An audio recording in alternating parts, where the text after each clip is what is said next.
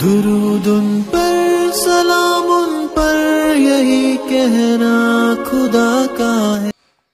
السلام علیکم ورحمۃ اللہ وبرکاتہ۔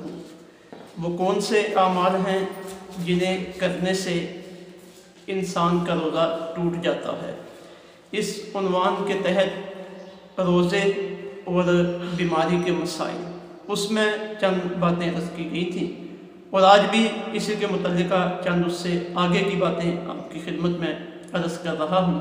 بخاری شریف کی حدیث مبارکہ ہے، حضور رحمت عالم صلی اللہ علیہ وسلم نے ارشاد فرمایا، ہر وہ چیز جو انسان کے جسم میں داخل ہو اس سے روزہ ٹوٹ جاتا ہے۔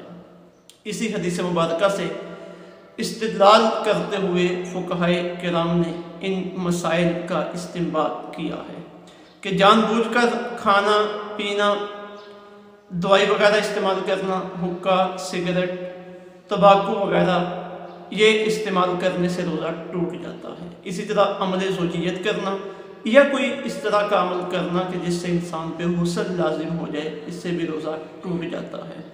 انسان کے منہ سے خون نکلا اور اس نے اسے باہر پھینکنے کی بجائے نگل لیا تو اس سے بھی روزہ ٹوٹ جاتا ہے۔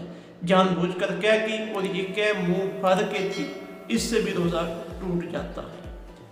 عورت حالت روزہ میں تھی اور اسے حیض یا نفاس کا خون آ گیا تو اس کا بھی روزہ ٹوٹ جائے گا۔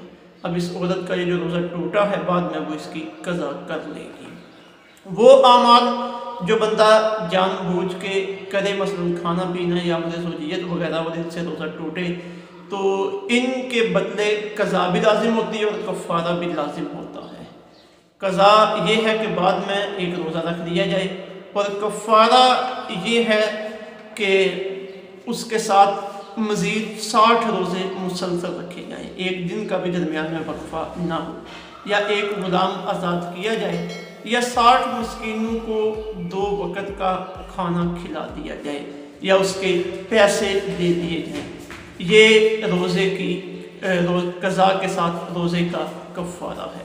بارگاہ خداوندی میں دعا ہے کہ جو چند مسائل بیان کیے گئے، میرا اللہ مجھے اور آپ کو ان پہ عمل پیرا ہونے کی توفیق عطا فرمائے، اور رمضان المبارک کی بابرکت ساعتیں ہمیں اپنی زندگی میں عطا فرمائے، اور ان سے صحیح فائدہ اٹھانے کی توفیق عطا فرمائے۔